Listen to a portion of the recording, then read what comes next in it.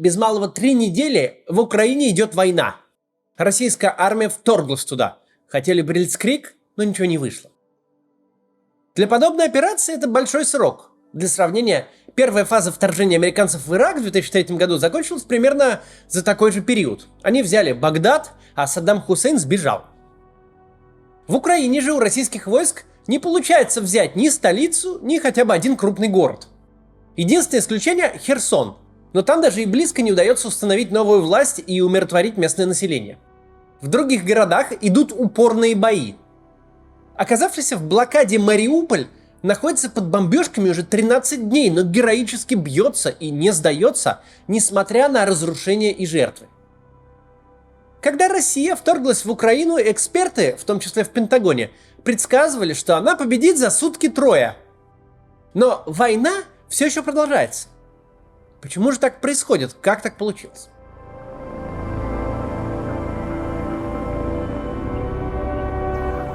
Сегодня у нас такой больше аналитический ролик, для того, чтобы вы могли понять, что происходит в Украине на фронте, а также почему оказалась так слаба российская армия. На первый вопрос ответить непросто из-за тумана войны. Но вот вчера мне прислали анализ ситуации от одного из израильских военных экспертов, профильного преподавателя местного университета. Его оценки достаточно точно совпадают с тем, что мы говорили ранее, и с тем, что решили рассказать сегодня. Тем не менее, дам в самом начале краткий пересказ этой аналитической статьи. Мы ее специально перевели с иврита на русский. По состоянию на конец 13 марта продвижение российской армии замедлилось, а местами и вовсе остановилось. Российские войска сейчас имеют недостаточную численность, и с учетом того, что они размазаны по разным фронтам, на каждом отдельном участке они численно уступают стоящим против них вооруженным силам Украины. Если российская армия не получит новых подкреплений, то ее наступательный потенциал совсем скоро будет истощен. Автор статьи критикует имеющиеся карты военных действий, на которых сплошным цветом закрашены обширные территории, якобы контролируемые российской армией. В действительности российские войска идут колоннами по дорогам, а не сплошным фронтом. Соответственно, по мнению автора, российскими войсками контролируются не обширные зоны, которые обычно отмечаются на картах, а лишь узкие полосы вдоль дорог, отмеченные вот здесь вот стрелками. Поэтому важнейшей задачей для российской армии, по его мнению, сейчас становится не продвижение вперед, а расширение зон контроля влево и вправо относительно оси дорожного полотна. Российской армии приходится направлять усилия на зачистку собственного тыла от украинских сил, которые все активнее уничтожают колонны снабжения вторгшихся российских войск. Между тем, минимальное расстояние от российских войск до Киева составляет не более 15-20 километров к востоку от города. Там идут упорные бои. Наступающие войска нащупывают слабые места в обороне и очень медленно пытаются продвигаться вперед. Одновременно российская армия пытается окружить город с запада. Израильский автор не упоминает города Буча и Ирпень, но именно там все последние дни шли бои, которые привели как минимум к разрушениям жилых домов. Сколько погибло мирных жителей, понять пока сложно. На Донбассе ежесуточное продвижение российской армии или войск ДНР и ЛНР исчисляется вообще сотнями, несколькими сотнями метров, в крайнем случае считанными километрами. Здесь идут особенно упорные бои. Тут пару слов от себя добавлю. Именно на Донбассе находится наиболее боеспособная группировка вооруженных сил Украины. Поэтому задача российской армии состоит в ее полном окружении и уничтожении. Войска ДНР и ЛНР — это не российская армия, и Министерство обороны России за потери среди них не отвечает. Поэтому их здесь можно использовать вообще совсем как пушечное мясо, бросая в лобовые атаки. Хотя, похоже, судя по некоторой информации, и с самой российской армией, может быть, происходит. В ДНР и ЛНР вполне могут использоваться обычные люди, которых войска этих народных республик просто мобилизовали. Это не какие-то профессиональные военные, они даже и воевать-то не умеют. Израильский автор об этом ничего не пишет. Эта информация уже из других публикаций. Но этот момент следует тут зафиксировать. Чего стоит вся эта борьба за якобы благополучие жителей Донбасса, самим жителям Донбасса, которых мобилизуют и заставляют воевать против вооруженных сил Украины вообще ни за что, без какой-либо причины, ни зачем. Но вернемся к аналитической статье. Продолжается осада городов Мариуполь, Сумы, Конотоп и Чернигов. В полуосаде находится Харьков. Полностью он не заблокирован. Захват городских окраин и продвижение вглубь городов происходит медленно. Российская авиация и тактические ракетные комплексы стали наносить удары вглубь Украины, как по военной, так и по гражданской инфраструктуре, судя по этой статье, включая электростанции и средства связи. Возможно, атаке подверглись и промышленные объекты. В израильском анализе подчеркивается, что впервые атаки были подвергнуты цели в городе Днепр. По мнению автора, это может стать предвестником наступления на Днепр или соседний город Запорожье. Обе стороны используют беспилотные летательные аппараты. Украинская сторона распространяет зрелищные видео, на которых беспилотники турецкого производства «Байрактары» уничтожают российскую наземную технику. Однако, по мнению автора, в распоряжении вооруженных сил Украины недостаточно «Байрактаров», ну и вообще ударных беспилотников, чтобы они оказали значимое влияние на ход войны. Многие из них были уничтожены, а новые поступают в Украину медленно. Кроме того, российские колонны, вероятно, стали со временем более серьезно относиться к противовоздушной обороне. Автор статьи также не склонен преувеличивать военное значение антироссийских митингов, которые проходят в оккупированных российскими войсками населенных пунктах. Но тут я хочу сказать, что моральный эффект этих митингов может быть крайне весомым. Российским солдатам объясняли, что их встретят как освободителей, а на деле пожелание развернуться обратно и уехать домой – это самое мягкое напутствие, которое они могут услышать от местных жителей. Русский солдат! Фашистский оккупант!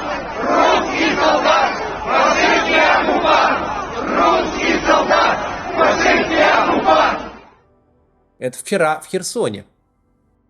Автор ничего не пишет о возможной высадке морского десанта в Одессе. Он просто констатирует неудачу российской армии по направлению к Николаеву. То ли слишком сильная оборона оказалась, то ли проблема со снабжением. А скорее всего и то, и другое. Здесь проблема со снабжением может решить налаживание перевозок по железным дорогам. Но для этого еще нужно восстановить железнодорожное полотно, которое украинцы предусмотрительно демонтировали в 2014 году после потери Крыма. Но это вроде как делается. Снабжение через железные дороги может стать переломным моментом для оккупационных сил, которые испытывают большие проблемы со снабжением грузовиками. Ну и, наконец, о Мариуполе, за который 13 марта призвал молиться сам Папа Римский. Бои идут в черте города. Обстрелы с российской стороны нарастают, а измученные долгой блокадой местные жители не могут покинуть зону боевых действий. Вот кадры, как Мариуполь выглядит сейчас, после прихода российских освободительных войск. С военной точки зрения Мариуполь важен для пробития сухопутного коридора в Крым по побережью Азовского моря и соединению двух оккупационных группировок.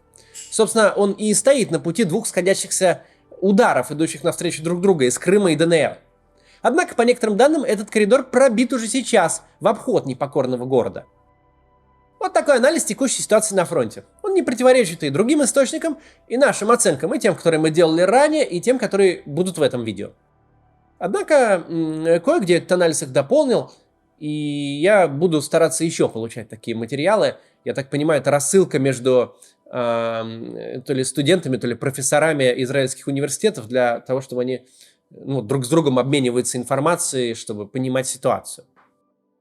Если кратко резюмировать, никакого блицкрига не получилось, российские войска завязли, оккупировать смогли только Херсон, да и то не до конца, никакого подкрепления не наблюдается, украинцы сражаются героически и пока отбивают основные атаки.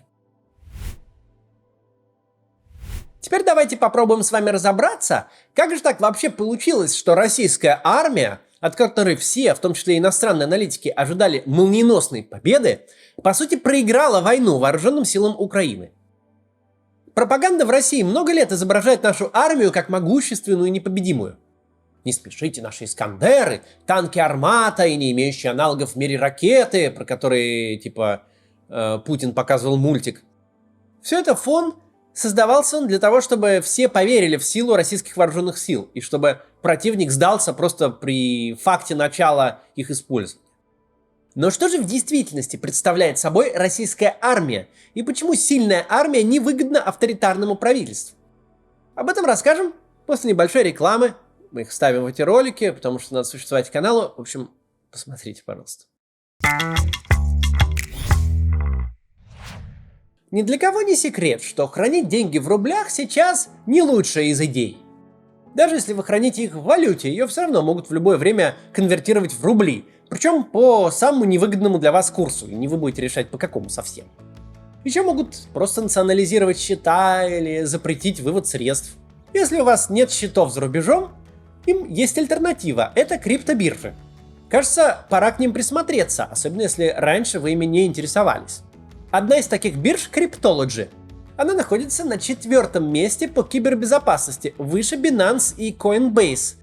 И в отличие от них, Cryptology не собирается закрывать счета клиентам из России, что в текущей ситуации немаловажно. Используя Cryptology, вы сможете торговать фьючерсами с плечом до 1 к 100 и обменивать криптовалюту по самому выгодному курсу. Отдельно я хочу сказать про Cryptology Earn. С его помощью можно получать пассивный доход в стейблкоинах. Это такие криптомонеты, котировки которых привязаны к валюте, а значит вы сможете получать стабильный валютный доход. Причем основная особенность Cryptology Earn в том, что этот доход вы будете получать именно в той монете, какую вложили. На крипторынке так вообще мало кто делает. Обычно биржи выплачивают проценты в малоизвестных монетах, которые быстро обесцениваются. У Cryptology Earn самая высокая годовая доходность 20%, и это в стабильной монете. Ввести деньги на биржу напрямую с карты сейчас не получится, так как российские карты за рубежом блокируются. Но есть множество других способов купить стейблкоины, в том числе и за рубли, а потом завести их в Cryptology Earn под стабильный доход. Если вы хотите найти альтернативу валютным вкладам и свободно распоряжаться своими деньгами, то Cryptology Earn – это хороший вариант. Ссылку я оставлю в описании под роликом. Продолжим. Пропаганда рисует картины непобедимой российской мощи, но стоило нашей армии дойти до реального конфликта, как мы видим картину, знакомую по войнам в Афганистане и Чечне. Те же срочники и псевдоконтрактники, грязные и голодные. Они не понимают, зачем их сюда отправили. Собственно, понять это непросто. В этой войне невозможно найти никакого смысла, даже если очень стараться, и вполне можно понять солдат, которые не хотят подвергать свою жизнь риску и убивать украинцев безо всякой причины. Помимо иногда попадающегося современного вооружения, мы видим кадры со сгоревшими танками Т-72, это не самая новая техника. Также БМП-2, она принята на вооружение в 80-м году. Видимо, легендарные мотолыги, которые выпускаются с середины 60-х. Но дело не только в технике. С момента окончания Второй мировой войны советская, а затем российская армия практически не имела опыта ведения боевых действий против других вооруженных сил государств. За этот период было несколько локальных конфликтов, самые известные из которых Афганистан и Чечня. Но там армии противостояли нерегулярные силы, фактически партизанские отряды. У них было мало тяжелого вооружения, в принципе отсутствовала авиация. Они не пытались держать линию фронта, в основном нападая из засады на военные колонны. И даже при этом две локальные войны, Афган и Первую Чеченскую, наша страна фактически проиграла, несмотря на подавляющее материальное и техническое превосходство. Со времен Второй мировой войны Россия почти никогда не воевала против чужой регулярной армии. Единственным исключением была война с Грузией в 2008 году, когда российские вооруженные силы разгромили крошечную грузинскую армию. Армия в России слаба не только в военном плане. Российская армия – это еще и очень слабый общественный институт. Авторитарные правители любят создавать множество силовых ведомств и сталкивать их между собой. Делают они это, чтобы избежать самого страшного появления одного центра силы, который сможет претендовать на власть. Армия им, конечно, нужна, но она не должна стать мощнее, чем спецслужбы и другие силовые ведомства. Именно поэтому власти закрывают глаза на чудовищную коррупцию, формируют армейское руководство по принципу отрицательного отбора и сковывают бюрократией деятельность вооруженных сил. Им важно, чтобы авторитет армии и ее сила не выросли настолько, чтобы армия могла угрожать стабильности их режима. Давайте посмотрим на главного человека в нашей армии, Сергея Шойгу, министра обороны. Шойгу – удивительный политический зверь. Это единственный министр, работающий в правительстве с самого создания современного российского государства. Он лишь на полгода ушел на должность губернатора Московской области, но затем вернулся и сразу же на должность аж министра обороны. невероятный политический долгожитель. Что это говорит о нем? Что он смог угодить всем президентам и всем премьер-министрам. Он под всех подстроился и всех их пережил. Шойгу начинал в правительстве Егора Гайдара, том самом, которое породило шоковую терапию. Именно он создал МЧС в его современном виде. Катастроф в России всегда хватало, работы у МЧС было много, и Сергей Шойгу смог заработать на этом репутацию спасателя. Но за кадром осталось то, что он сначала подчинил МЧС всех пожарных, когда-то это была совершенно отдельная служба, а затем заставил МЧСовцев маршировать с автоматами в руках на ежегодном параде 9 мая, что вообще-то странно для гражданской службы, с таким же успехом врачей можно было маршировать отправить. Сергей Шойгу обязан новым взлетом своей карьеры Анатолию Сердюкову. Это предыдущий министр обороны. Его пребывание на этом посту запомнилось масштабной военной реформой. В прежней жизни Сердюков с армией никак не был связан, что позволило ему и разгуляться по полной, и вызвало критику противников изнутри армии. Некоторые реформы Сердюкова, как, например, сокращение срока срочной службы до 1 года, были разумны. Однако отношение к армии как к какой-то бизнес-структуре и печально известные сердюковские оптимизации вызвали ненависть к нему со стороны военных. Жертвами таких оптимизаций стали в частности военные учебные заведения, в которых традиции и профессиональные коллективы складывались десятилетиями. Сердюков был готов закупать иностранное вооружение и технику, что вызывало недовольство в отечественном военно-промышленном комплексе. А простым солдатам он запомнился новой военной формой, в которой они, в общем, замерзали зимой. Сердюков лишился должности в 2012 году после коррупционного скандала. Министру обороны обвинения не предъявили и отправили руководить наукоемкими производствами, а его место занял Сергей Шойгу, который легко заработал популярность на новом посту. Для того, чтобы это сделать, ему было достаточно стать просто тем самым спасателем, который хоть немного исправил бы положение дел после своего предшественника. Таков был имидж положения дел тогда. При Шойгу солдат заново переодели, чтобы они не замерзали зимой и не умирали в холодное время года. Отлично. Стали приходить деньги на зарплатную карточку. Тоже неплохо. Кого-то из сокращенных военных специалистов вернули на службу. После Сердюкова Шойгу не нужно было быть великим реформатором. Достаточно было просто вернуть какие-то базовые вещи, чтобы его считали просто великим полководцем. Еще интересный момент. Почему Шойгу смог забраться так высоко? У него достаточно высокий федеральный рейтинг, чем не конкурент на пост лидера страны. Возможно, дело в том, что Шойгу тувимец по национальности, и, возможно, в глазах Путина это делает его не опасным в плане конкуренции за президентский пост. Поэтому Шойгу и доверили армию, которая в других руках могла бы стать угрозой для режима.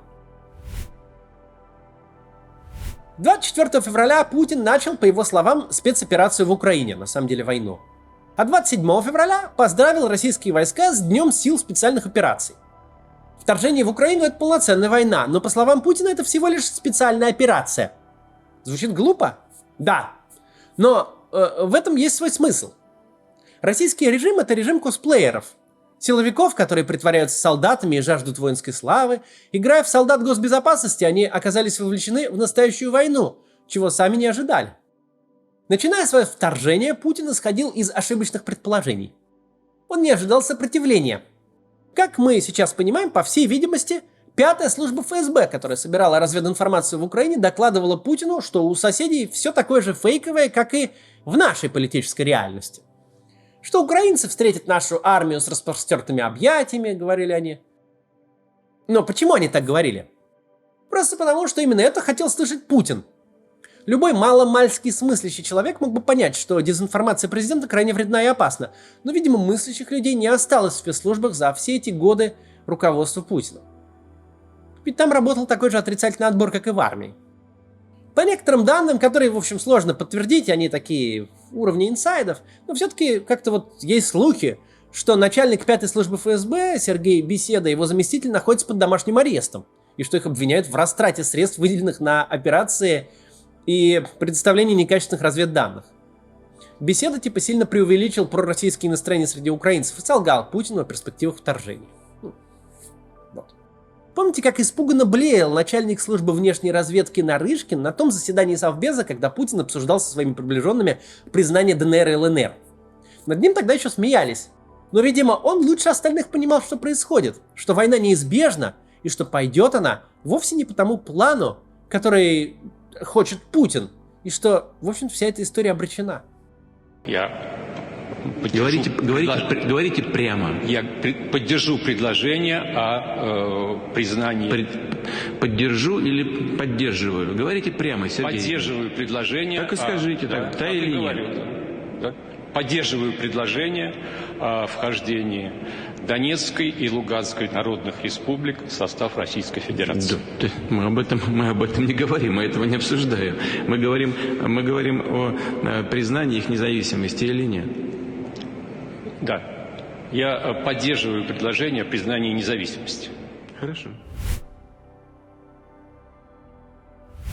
Теперь про провал Блицкрига.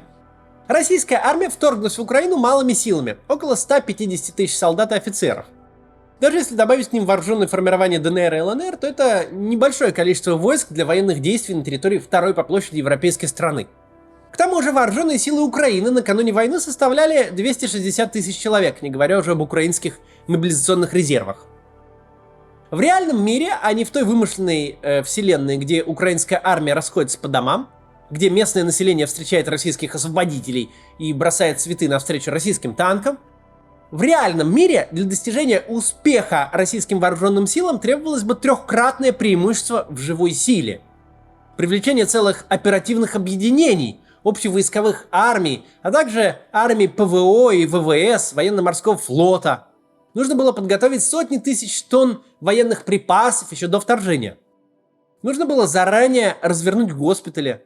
Нужно было провести целый комплекс широкомасштабных организационных мероприятий. И, разумеется, армию вторжения необходимо было построить в несколько эшелонов. Во-первых, чтобы проводить ротацию, отводить в тыл войска, измотанные в боях, и тут же вводить в действие следующий эшелон. Во-вторых, чтобы обеспечить контроль над уже пройденной территорией, организовать тыл, поставить гарнизоны в городах и селах и охранять дороги, по которым идет снабжение. Для этого нужно много солдат и офицеров, много техники. А еще нужно было подумать о размещении личного состава заранее. Сейчас украинские бойцы, защищающие города, находятся в тепле, а российские военные мерзнут в полях при минусовой температуре. Это все совершенно базовые вещи, прям по учебнику, которые военным необходимо проводить перед началом операции по оккупации чужой страны. Я уже много раз говорил, насколько это вообще безумно вторгаться в Украину для оккупации. Но это мы обсудили. Но сами военные действия проводятся абсолютно не соответствие тому, как они должны. В общем, ничего подготовлено не было. Те силы, которые были введены в действие 24 февраля, быстро исчерпали свой наступательный потенциал. То есть продвинулись куда-то, а дальше уже не могут, потому что и сил у них не хватает, и технику подбили, и снабжение не поспевает, не могут дальше наступать. А других никаких сил под рукой не оказалось. Крупные города, Чернигов, Сумы и Харьков, до сих пор продолжают оборону в тылу российских войск.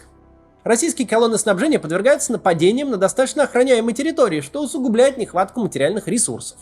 Перед началом наступления сухопутных сил российская армия нанесла массированный огневой удар по украинским военным складам, командным пунктам и аэродромам. Но по живой силе ударов почти не наносилось. Тогда предполагалось, что украинские солдаты, кроме отдельных нацистов, считают россиян своими братьями, поэтому, разойдутся и вот. Об этом говорил Владимир Путин. Он считал, что одного ракетного удара по военным объектам Украины будет достаточно, чтобы российские войска в дальнейшем не встретили почти никакого сопротивления. Конечно, плохо, когда главнокомандующий слушает идеологов с их философскими концепциями, а не профессионалов. Хотя, может быть, в этом случае и неплохо оказалось. Ведущий российский военный эксперт, бывший офицер Генштаба Михаил Ходоренок, прямо в государственных СМИ открытым текстом предостерегал от нападения на Украину и буквально пророчески рассказывал о том, чем оно грозит России. В частности, Ходоренок писал следующее. Вот отрыв из его статьи, написанный за 20 дней до начала войны. Рассчитывать всего лишь одним ударом сокрушить вооруженные силы целого государства означает проявлять просто необузданный оптимизм. Массированных огневых ударов придется наносить не один и не два, а гораздо больше, а запасы перспективного и высокоточного оружия не носят какого-то безграничного характера. Его совершенно недостаточно для государства размером с Францию и с населением более 40 миллионов человек. Вообще, это отличная статья в независимом военном обозрении, и оканчивается она такими словами. Никакого украинского блицкрига не будет. Вооруженный конфликт с Украиной в настоящее время в корне не отвечает национальным интересам России. Сложно не согласиться, так и есть. Есть и другой важный аспект. С военной точки зрения было идиотизмом ставить перед российской армией задачу различать среди противника идейных нацистов и простых украинских солдат. На 18-й день войны мы уже позабыли, но в начале кампании речь шла именно об этом. Предполагалось, что российская армия прямо на месте событий будет разбираться, где батальоны нацистов, в которых стрелять нужно, а где обычные украинские военные, в которых стрелять не нужно. Такую задачу мог поставить только пропагандист или политрук, но никак не профессиональный военный. Такая постановка задачи попросту абсурдна. Она вносит неопределенность и обрекает наступающую армию на смятение и растерянность, сковывает инициативу. Так и случилось. Но опять же, в данном случае, может и хорошо, что так и случилось. Еще одна причина провала Блицкрига лежит в психологической плоскости.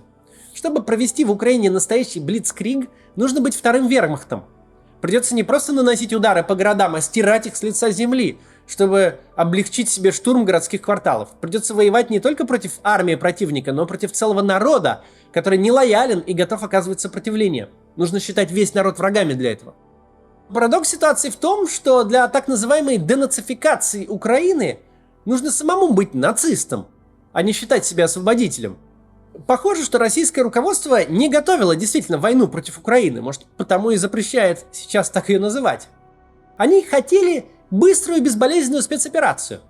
Операцию, в которой вся армия расходится по домам, а российские войска входят в города, причем там даже везли шлемы и щиты для ОМОНа, подавляют там митинги каких-то небольших, типа формирований националистов.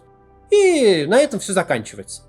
Видимо, ожидалось, что просто нескольких ударов по неодушевленным объектам, вроде складов и взлетно-посадочных полос и аэродромов, хватит, чтобы этого все добиться.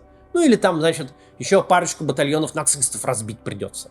Что Украина, думали они, спит и видят, что россияне освободят ее от этого ига. Именно о таких настроениях в Украине докладывали президенту, чтобы не портить его настроение и его картину мира. И вот во что это вылилось. Путин всю свою карьеру проводил такие специальные операции. В Чечне, в Грузии, в Сирии. Там не было полноценной войны с большой регулярной армией. Он ожидал, что и в этот раз получится провести маленькую победоносную операцию, он как в Крыму.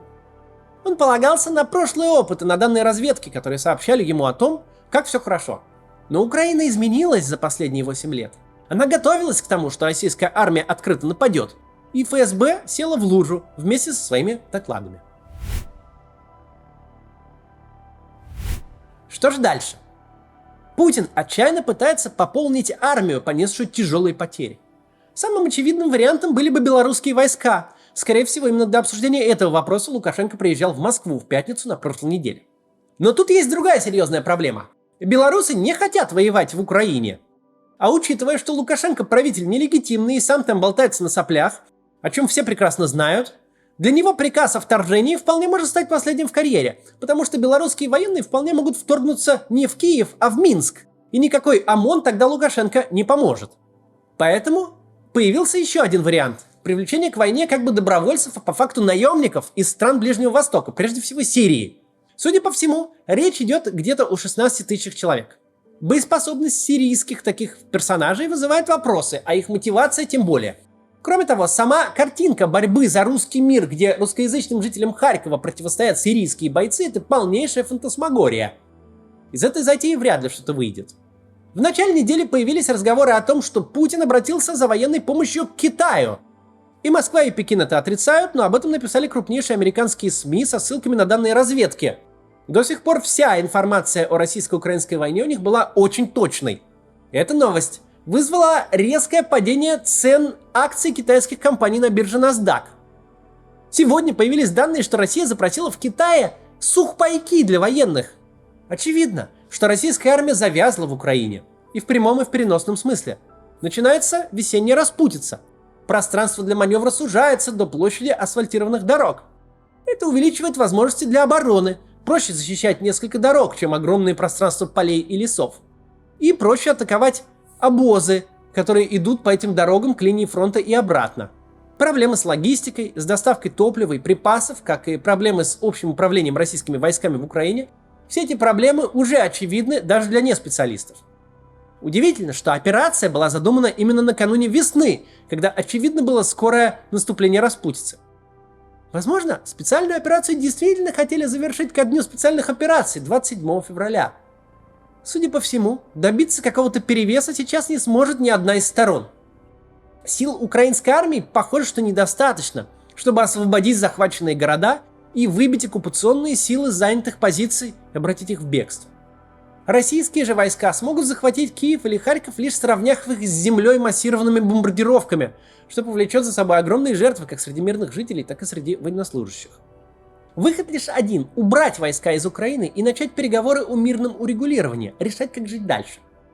Но, видимо, российское руководство пока не осознало, в какую яму оно залезло.